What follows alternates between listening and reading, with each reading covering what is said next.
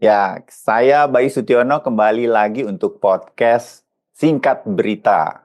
Kali ini tamu saya masih berkaitan dengan Undang-Undang TNI yang sudah disahkan, tapi masih banyak yang protes, masih banyak yang kontra, dan kita pengen tahu, Fadi sebetulnya Undang-Undang TNI ini mau dibawa kemana begitu perkembangan-perkembangannya. Dari salah satu tokoh yang menjadi narasumber saya kali ini di podcast Singkat Berita, Mbak Jaleswari Pramodawardhani yang udah lama juga nggak ketemu. Mbak Dani, apa kabar? Baik Mas Bayu, terima kasih undangannya. Apa kabar Ya, ya? baik, Alhamdulillah Mbak. Aduh, senang banget. Terakhir-terakhir ketemu di Kompas TV, sekarang bertemu di media yang sudah berubah. Kita Oh, ketemu di dunia digital, kita ya. juga ketemunya lewat Zoom, tapi kawan-kawan kita ketemu langsung ya Mbak Dani. Iya, iya. Mbak Dani, Hmm. Mbak Dani salah satu tokoh yang juga banyak mengkritisi sejak RUU TNI sampai sekarang udah jadi undang-undang TNI. Tapi udah jadi undang-undang, dalam catatan saya lah mengikuti pemberitaan, banyak loh, banyak tokoh dan banyak mahasiswa dari berbagai kampus datang ke Mahkamah Konstitusi menggugat undang-undang TNI. Eh, Mengapa tuh Mbak? Dari amatan Mbak Dani masih banyak yang menggugat undang-undang TNI ini, Mbak Dani. Ya, terima kasih. Sebetulnya saya kira Mas, gelombang gugatan dari masyarakat sipil, dari mahasiswa, akademisi itu muncul karena adanya kekhawatiran yang mendasar terkait arah dan potensi dampak dari Undang-Undang TNI yang baru disahkan kemarin itu. Kita mungkin penting untuk melihat bahwa ini beyond sekedar draft undang-undang revisi, tetapi dengan adanya kawan-kawan masyarakat sipil ini tetap menggugat dan kemudian ada demo, itu harus kita lihat secara hati-hati bahwa mereka gelombang gugatan ini sebetulnya lahir dari kekhawatiran bahwa undang-undang ini akan berpotensi menggerus prinsip-prinsip demokrasi, kemudian supremasi sipil, dan ingatan kolektif publik tentang masa kelam di mana pada satu titik TNI itu memiliki fungsi jamaknya, yaitu Hmm. pernah di politik maupun berbisnis. Nah, hal-hal inilah yang penting untuk direspons oleh pemerintah maupun DPR, karena gugatan-gugatan ini sebetulnya kan ditujukan kepada mereka gitu. Dan semangat kritis dan idealisme, katakanlah seperti itu dari Pak kawan-kawan mahasiswa maupun masyarakat sipil lainnya yang mendorong menggunakan jalur konstitusional ini. Saya bilang jalur konstitusional ini karena sebetulnya hak-hak untuk mengekspresikan pendapat maupun untuk menggugat itu diatur dalam undang-undang atau konstitusi kita.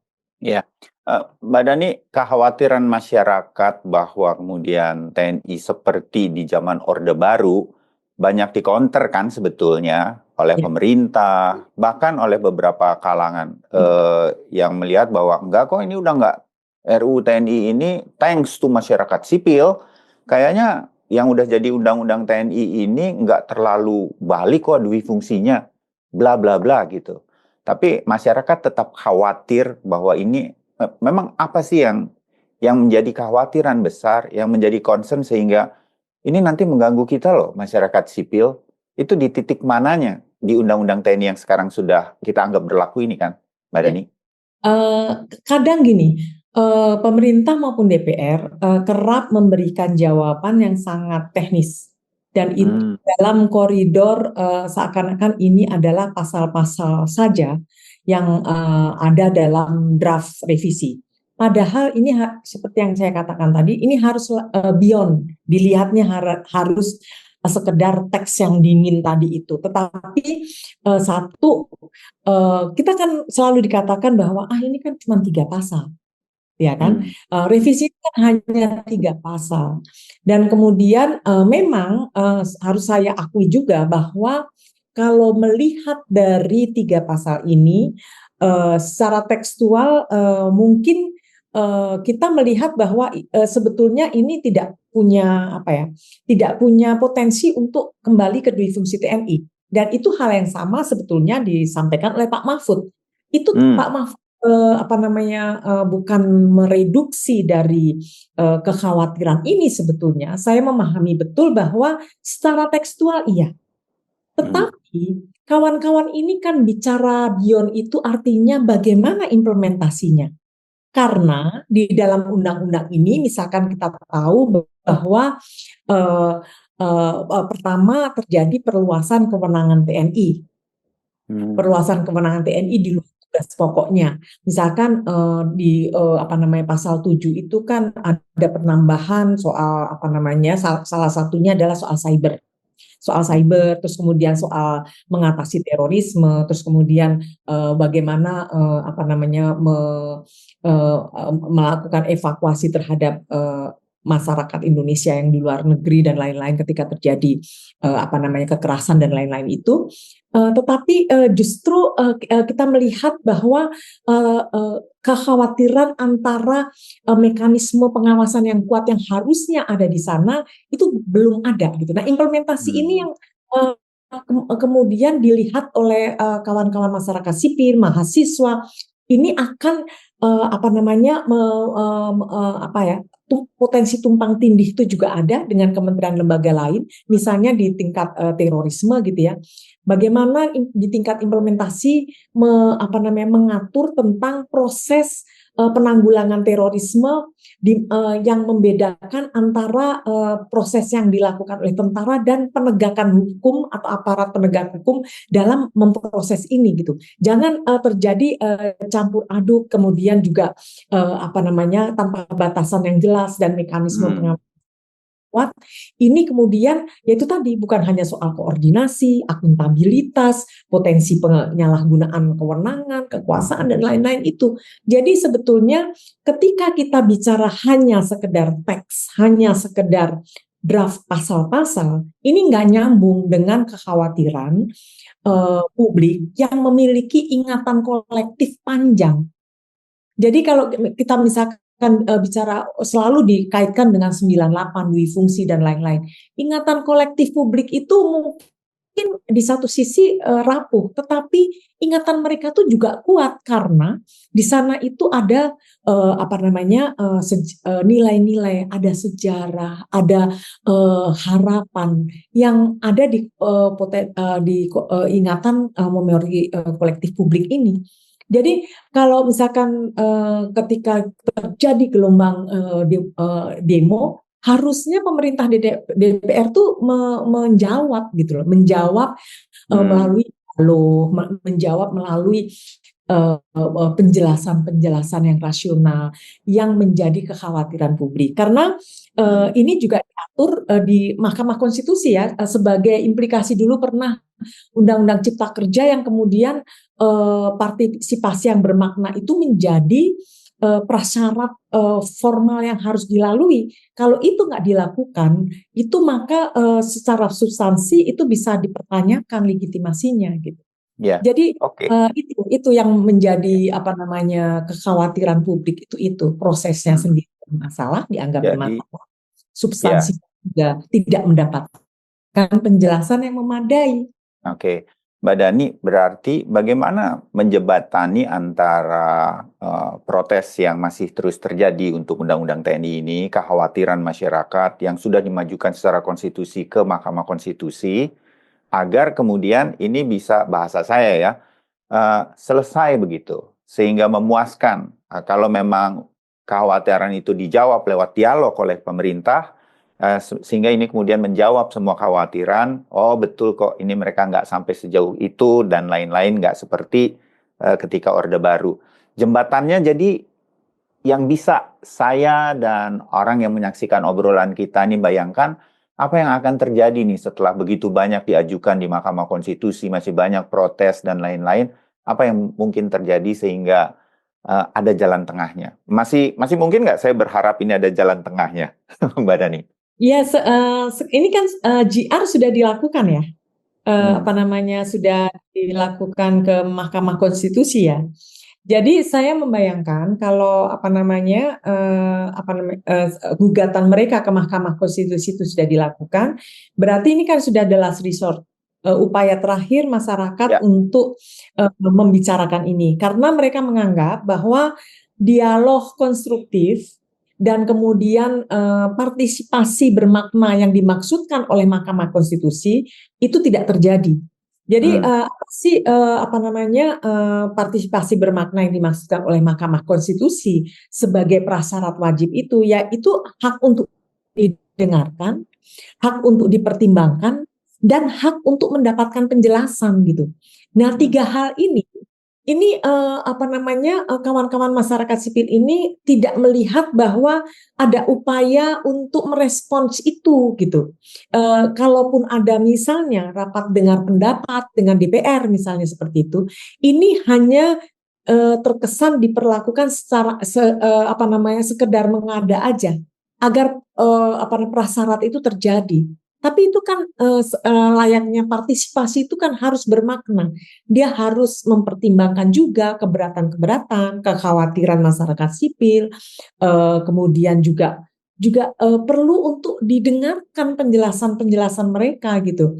Karena ini presiden pernah terjadi di Undang-Undang Cipta Kerja, Mas. Sehingga kenapa Mahkamah Konstitusi itu mensyaratkan ini harus melalui proses itu gitu. Karena untuk sebuah undang-undang legitimate dan itu harus melalui dua proses itu, bukan hanya soal bagaimana substansinya benar, tetapi juga proses itu juga benar, karena proses itu penting untuk membuat undang-undang ini legitimate di mata publik. Oke. Kalau selama ini, Mbak Dani, sebelum nanti saya mengelaborasi lagi analisa atau penjelasan Mbak Dani ya, kan kita juga lihat Presiden udah menjawab tuh di depan 6 Pemret begitu, berkaitan dengan Undang-Undang TNI yang masih ada kontranya, dijawab. TNI sendiri mengatakan, seingat saya nih pakai bahasa saya Mbak Dani, enggak kok, kita akan tunduk pada aturan sipil.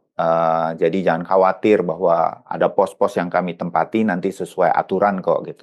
Itu nggak cukup, Mbak Dani, sehingga kemudian muncul pendapat bahwa ini aliansi masyarakat sipil ini berlebihan, terlalu khawatir dan lain-lain. Jawaban-jawaban seperti itu, kenapa kalau memang nggak cukup, apa yang kemudian bisa mencukupi itu, Mbak Dani?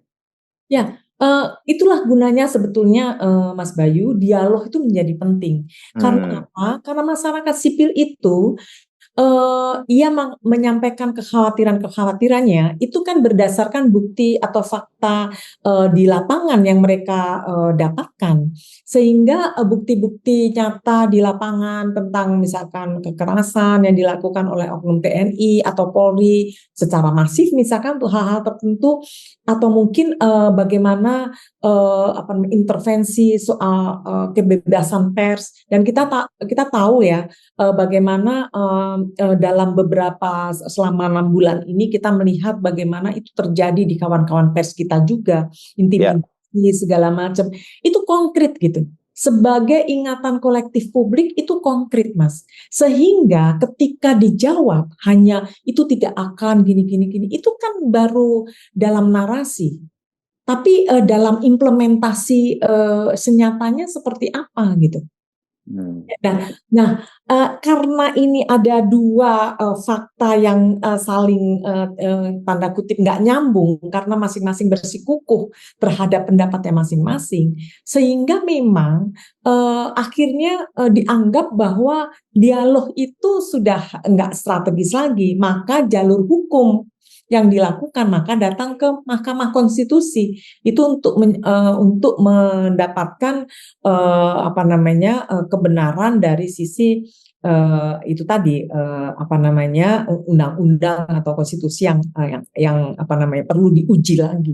Nah, hal-hal inilah Mas yang saya rasa antara kekhawatiran publik dengan apa yang dikhawatirkan di pemerintah maupun DPR itu kadangkala itu tidak, resonansinya tuh nggak nemu gitu loh. Jadi publik merasa diabaikan, pemerintah merasa publik terlalu lebay atau apa. Tetapi ya itu tadi sebetulnya kalau melihat dari peristiwa ini kita bisa melihat ada yang salah dengan komunikasi politik kita gitu.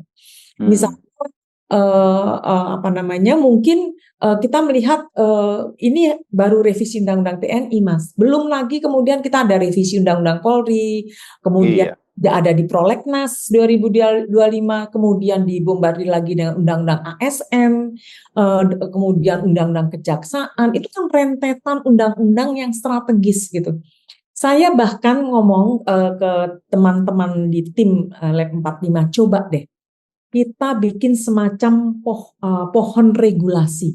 Kenapa revisi Undang-Undang TNI, revisi Undang-Undang Polri, revisi Undang-Undang ASN, revisi Undang-Undang Kejaksaan, kemudian ditambah lagi kemarin media juga memuat bahwa akan ada penulisan ulang sejarah nasional kita, yang kemudian kawan-kawan perempuan itu mencermati bahwa Kongres Perempuan tahun 1928 itu dihapus dari sana. Jadi kalau saya melihat rentetan diskusi kita tentang revisi undang-undang, kemudian merumuskan undang-undang, kemudian menerbitkan undang-undang baru, itu coba bukan dilihat hanya undang-undang TNI aja, undang-undang polisi saja. Jangan-jangan ini mengerucut kepada satu hal, karena kita tahu bahwa pembahasan tentang undang-undang, pembahasan tentang regulasi itu bukan sekedar penjelasan tentang draft pasal-pasal, tetapi bagaimana konstruksi kekuasaan, bagaimana rangkaian dari undang-undang yang dibahas itu bisa nyambung antara satu dan lain dan saling menguatkan apa gitu. Misalnya, Mas, boleh nggak Sebentar, saya? Mbak Dani. Saya tertarik bahwa Mbak Dani curiga apa nih? Jangan-jangan undang-undang ini yang sedemikian rupa agak buru-buru, nggak dibahas komprehensif sejak dibahas di DPR, akan mengerucut kemana nih? Melanggengkan kekuasaan atau gimana, Mbak Dani? Ini gini, pikiran-pikiran kita ini kan kemudian terprovokasi dengan upaya-upaya itu gitu. Maksudnya kita bukan ujuk menuduh, tetapi satu, kalau kita kalau kita percaya bahwa undang-undang itu melalui dua proses penting itu, baik uji formil maupun uji material itu, proses material dan proses formil itu, harusnya proses formil tadi itu dilalui tentang apakah naskah akademiknya sudah disosialisasikan, apakah draft pasal-pasal yang akan direvisi sudah disosialisasikan, apakah dialog secara apa yang dilakukan secara dialogis itu sudah dilakukan, apakah sosialisasi melalui media dan melalui medium apapun itu juga sudah dilakukan. Nah, kalau sudah ada dan kemudian masyarakat juga dilibatkan untuk berpartisipasi aktif, itu tuh yang dinamakan partisipasi yang bermakna. Tetapi ini kan kemudian yang bikin kesal publik, itu karena mereka menganggap bahwa ujuk-ujuk ada revisi, ujuk-ujuk kita tidak diberikan naskah akademiknya, ujuk-ujuk pasal-pasal yang akan direvisi ini. Dan kita dibombardir dengan penjelasan yang bukan menjawab pertanyaan-pertanyaan publik. Nah, itulah awal dari situ. Itu satu hal. Nah, tadi Mas Bayu menanyakan apakah ini merujuk pada satu melanggengkan kekuasaan. Mau tidak mau, Mas, analisis kita satu persatu itu kan menunjukkan itu. Ini bukan kata-kata saya, tetapi ini adalah kata-kata salah satu anggota fraksi Golkar di Komisi 1 Pertahanan. Ketika terjadi rapat dengan pendapat dengan masyarakat sipil tentang revisi Undang-Undang TNI, beliau satu ini menyampaikan bahwa kenapa sih kalian ribut dengan urusan 3 pasal ini, padahal revisi Undang-Undang Polri nanti itu kurang lebih 45 pasal. Jadi saya melihat bahwa berarti kalau memang akan terjadi revisi Undang-Undang Polri, dan itu kalau tidak salah media juga sudah mengangkat rame, itu kalau nggak salah surpresnya juga sudah keluar. Kita juga penting untuk mengantisipasi naskah akademiknya sudah keluar belum ya? Draft yang akan direvisi benar nggak 45? Apa Hmm. saja, menyasar apa saja. Misalnya yang saya punya draft 1 tahun yang lalu, Mas Bayu, dan saya dan kawan-kawan belum memiliki draft yang terbaru itu seperti apa.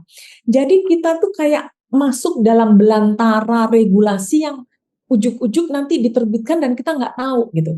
Apakah dengan dasar itu kita tidak apakah kita salah kalau kita merespon seperti itu? Ini kan adalah ungkapan dari kekecewaan, ke pertanyaan-pertanyaan yang tidak terjawab dan lain-lain. Terus kemudian Ya. satu aja Mas Bayu, Hmm. saya ketika Undang-Undang Aparatur Sipil Negara tahun 2023 direvisi, saya di dalam pemerintahan. Ya. Waktu itu salah satunya yang kami di beberapa kementerian lembaga itu menginginkan jangan sampai KASN itu dibubarkan. Hmm. KASN itu adalah Komisi Aparatur Sipil Negara. Dialah yang mengawasi tentang kerja-kerja birokrasi berdasarkan meritokrasi. Tapi itu ternyata oleh DPR dibubarkan. Hmm. Dan ternyata Undang-Undang ASN ini kembali direvisi, Mas Bayu. Undang-undang ASN itu kan bicara soal birokrasi pemerintahan. Ya. Dan yang direvisi cuma satu sih. Kalau kita bilang bahwa ini cuma satu pasal, ntar dulu, satu pasal itu apa? Satu pasal itu adalah mengembalikan wewenang atau membuat wewenang presiden semakin luas, Hmm. memperluas wewenang presiden dengan mutasi eselon 1 dan 2 dilakukan oleh presiden, bukan Hmm. dilakukan oleh pejabat-pejabat yang selama ini memutasi berdasarkan kaidah-kaidah meritokrasi. Ini kan Hmm. menurut saya ada dua hal yang perlu dipertanyakan dan ini perlu dianalisis. Misalnya, apakah ini tidak mengembalikan semangat desentralisasi menjadi sentralisasi, Hmm. menambah pekerjaan presiden untuk memutasi ini. Dan kemudian yang kedua, yaitu memperlemah semangat meritokrasi kita. Dan ini birokrasi. TNI, polisi, birokrasi. Kemudian belum kejaksaan juga dilakukan ini. Hmm. Apakah kalau saya bicara soal hal-hal undang-undang yang sedang direvisi ini, kita tidak boleh khawatir. Ada apa ini gitu ya. Saya Gitu. malah makin khawatir nih dengar Mbak Dani menjelaskan nih. Karena Iya. eh, kan salah satu yang kemudian koalisi masyarakat sipil plus mahasiswa-mahasiswa yang melalui kampus mereka memprotes undang-undang TNI dan beberapa rancangan undang-undang prosesnya di DPR yang seperti diam-diam dan tiba-tiba terjadi. Mbak Dhani menjelaskan waktu eh, RUU TNI udah disiapin RUU Polri yang sebentar lagi Mbak Dhani juga sudah menuliskannya di Harian Kompas. Nanti kita juga sampaikan atau kita angkat juga lah melalui singkat berita ini supaya orang udah mulai baca mengenai supaya kita aware semua bahwa ada lagi nih rancangan undang-undang Polri yang juga menyangkut kita masyarakat sipil yang udah disiapkan 45 pasal. Mbak Dani dan kawan-kawan yang bergerak selama ini sana sampai bingung. Wah, sejak kapan? Kan kira-kira gitu ya. Draft-draft ini seperti udah dilakukan tapi nggak pernah disosialisasikan. Padahal DPR seharusnya kan berpihak pada kita. Kan saya nggak salah mengenai itu kan, Mbak. Dan selama ini DPR sepertinya berpihak pada pemerintah. Nah, ini semua yang kita pertanyakan sebagai sebuah logika umum aja, logika orang biasa gitu. Inilah yang selama ini jadi pertanyaan kita. Benar nggak, Mbak, kalau saya menganalisa seperti itu, Mbak Iya, Dani? iya. Ya, ya, saya rasa dulu kita selalu dalam teori-teori yang kita baca dan keyakinan kita, mungkin Kompas beberapa kali juga mengangkat bahwa betapa strategisnya peran-peran DPR, peran-peran partai politik ya, karena dia adalah satu pilar yang penjaga demokrasi kita gitu ya. Hmm. Tetapi hari ini kita melihat bahwa bagaimana partai politik juga melanggengkan kekuasaan dan beberapa diantaranya adalah berseberangan dengan harapan masyarakat sipil. Misalkan kita bisa langsung deteksi dari beberapa undang-undang yang ada misalnya seperti itu. Dan karena kita proses legislasi itu kan ada di DPR, jadi kita dalam koridor itu kita melihat bahwa betapa masyarakat sipil ini di dalamnya ada NGO, ada praktisi, ada apa namanya akademisi dan lain-lain itu kayak sendiri gitu loh. Kita berharap ada partai politik yang ada di apa namanya di pihak kita gitu ya di DPR. Tapi kadang-kala kita juga kecewa misalkan dengan rumusan undang-undang yang juga disahkan akhir-akhir ini. Jadi Mas, jangan-jangan ya kita ini juga perlu mengkonstruksikan lagi apa ya capaian kita tahun 98 dulu. Kita kan bilang bahwa ini adalah capaian apa namanya puncak-puncaknya prestasi kita dalam apa namanya memperjuangkan demokrasi. Tapi jangan lupa demokrasi itu butuh waktu panjang. Di dalamnya harus terus-menerus dilakukan transisi dan konsolidasi. Dan itu nggak jangka pendek. Waktu kita reformasi, kita mungkin melupakan itu gitu loh. Sehingga harusnya kita langsung memperkokoh lembaga-lembaga, institusi-institusi demokrasi agar kemudian dia bisa strategis berjalan seperti ini. Nah, ini kan kayak dejavu, Mas Bayu. Saya tidak pernah membayangkan bahwa saya, Andi Wijayanto, kawan-kawan pengamat militer lainnya itu apa namanya membicarakan hal-hal yang 20-an tahun dulu itu juga kita Iya. bicarakan dan kita perjuangkan gitu kayak di jauh aja. Oh, kita ngomongin ini dan kita ini kan nggak lagi gagah perkasa seperti dulu yang ke bawah ini segala macam gitu. Paling kita sekarang ini Mas, kemarin saya di Jogja ngobrol dengan kawan-kawan mahasiswa, mereka tuh sangat antusias untuk mendiskusikan apa sih kronologisnya, apa sih sejarahnya, apa sih nilai-nilai atau fundamental hal-hal yang fundamental yang kita perjuangkan itu dulu tentang TNI. Menarik ya. Mereka menggali dari Mbak Dani dan kawan-kawan yang saya tahu persis turun ke jalan pada waktu itu karena mereka memang belum tahu, belum lahir mungkin 98. Menarik, Mbak. Nah, makanya saya sangat menyambut dengan antusias ketika Mas Bayu bilang, yuk kita ngobrolin apa namanya Indonesia ini dengan lensa yang kekinian dan kita membongkar, mengkonstruksikan kembali dan lain-lain dengan media yang berbeda gitu ya. Nah, mudah-mudahan ya, kali ini obrolan kita nih lewat media sosial seperti ini, bukan media konvensional. Saya berharap lebih banyak anak-anak muda yang mau mendengarkan dan menggali lebih dalam mengenai 98 itu sebetulnya kita sudah menggariskan sesuatu mengenai demokrasi kita yang sepertinya 1, 2, 3 langkah mundur nih belakangan ini. Seperti Mbak Dani bilang, ini kan dejavu, ini kan kita udah pernah bahas, saya pernah meliput soal ini, ya ampun kita balik lagi ke Undang-Undang TNI gitu ya. Oke, Mbak Dani kalau begitu, di titik dejavu ini, kita masih boleh nggak berharap bahwa apa kekhawatiran kita itu mudah-mudahan tidak terjadi. Walaupun kita udah mulai melihat nih, sambil kita ngobrol, itu udah ada tuh pers kampus yang didatangi oleh militer. Kan terjawab sendiri sebenarnya kekhawatiran itu. Betul nggak Mbak Nani ya? Ada beberapa kampus tuh, dan penjelasannya adalah kita ngecek aja kok.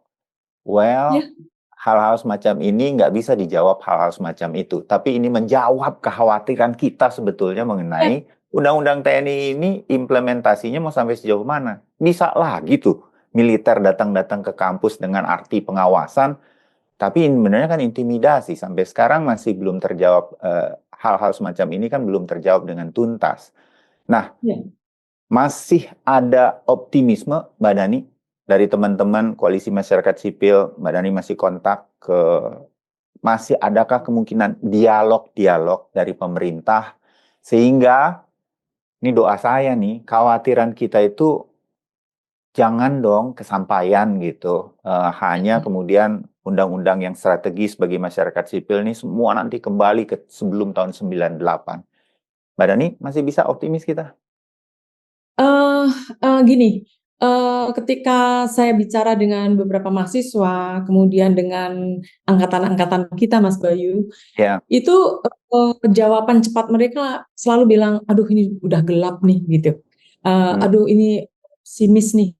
Tetapi sebetulnya itu adalah jawaban yang merepresentasikan perasaan hari itu. Tetapi dari penjelasan mereka, dari apa yang mereka tetap lakukan, itu adalah sedang membangun optimisme, sedang menularkan optimisme yang sedang surut gitu ya. Jadi saya kalau misalkan ditanya, kita pertanyaannya bukan apakah masih ada, kita harus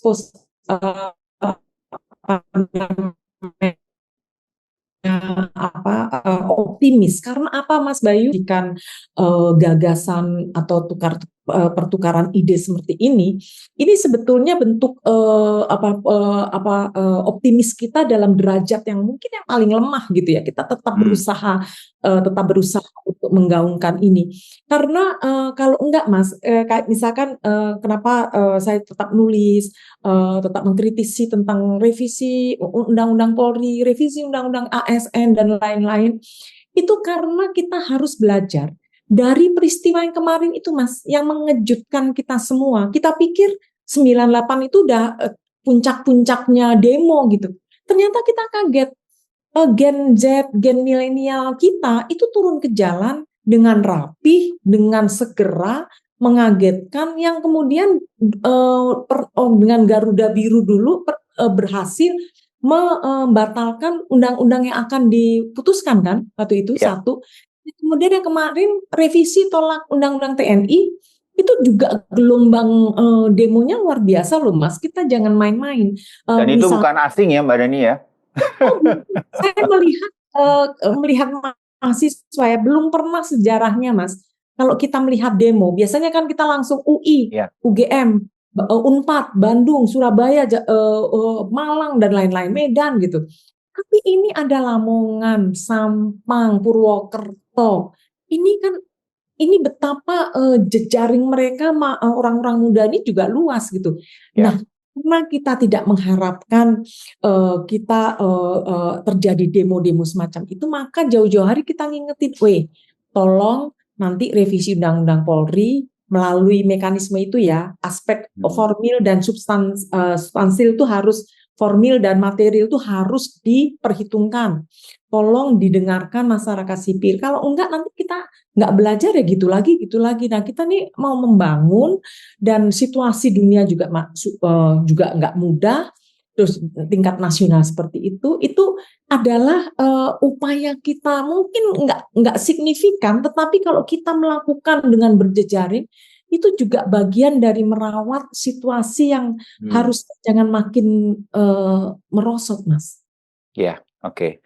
Terakhir Mbak Dani, apa sih yang harus kita lakukan kalaupun ada orang-orang yang nggak seperhatian seperti Mbak Dani berkaitan dengan undang-undang yang sekarang sedang dibahas, RUU-nya, revisinya di DPR, padahal banyak yang akan mempengaruhi hidup kita sebagai masyarakat sipil ini, kepada anak-anak muda juga, mahasiswa di seluruh Indonesia, apa yang Mbak Dani ingin pesankan sebagai orang yang peduli dan turut membentuk apa yang terjadi pada waktu 98, sehingga kita nggak perlu dong mengulangi lagi 98-nya.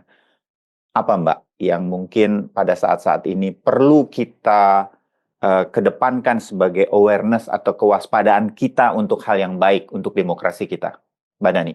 Ya, Mas Bayu, kita semua punya cara untuk mencintai Indonesia. Dan cara-cara itu bisa dibilang legitimate, cara-cara itu bisa diakui kebenarannya, cara-cara itu bisa menulari. Itu tergantung bagaimana kita cara menyampaikan dan bagaimana substansi yang kita sampaikan.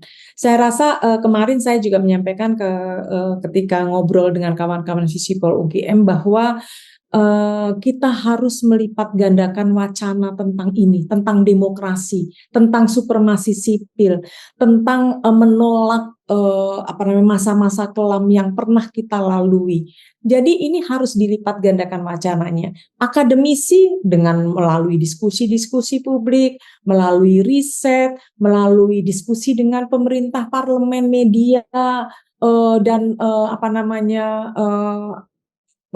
end user yang kita tuju, dan itu harus dilakukan serempak gitu ya. Media harus kita gandeng, DPR harus kita ajak bicara, pemerintah harus kita rangkul juga, karena kita nggak bisa kalau kemudian membuat kotak-kotak itu. Susah mungkin Mas ya, tetapi menurut saya karena ada beberapa pengalaman yang pernah kita lakukan, itu perlu kita selalu wacanakan, karena ini penting. Kita ke depan ini bukan hal yang mudah lagi. PHK terus bergulir terus, ekonomi juga nggak mudah lagi, dan kelas menengah kita juga makin turun dan lain-lain. Jadi sudahlah, kita saling bangsa ini harusnya saling mendengarkan dan saling menghargai. Ya, Mbak Jaleswari Pramodawardhani, peneliti dan pemerhati demokrasi Indonesia dari Lab 45. Terima kasih banyak waktunya dan wawasannya untuk demokrasi Indonesia ke depan di podcast Singkat Berita. Mbak Dhani, kita akan ketemu lagi ya. Masih banyak RUU yang akan kita bahas, dan Baik. sediakan terus waktunya untuk saya dan semua pemirsa di Singkat Berita. Mbak Dhani, terima kasih banyak. Sampai ketemu. Terima kasih.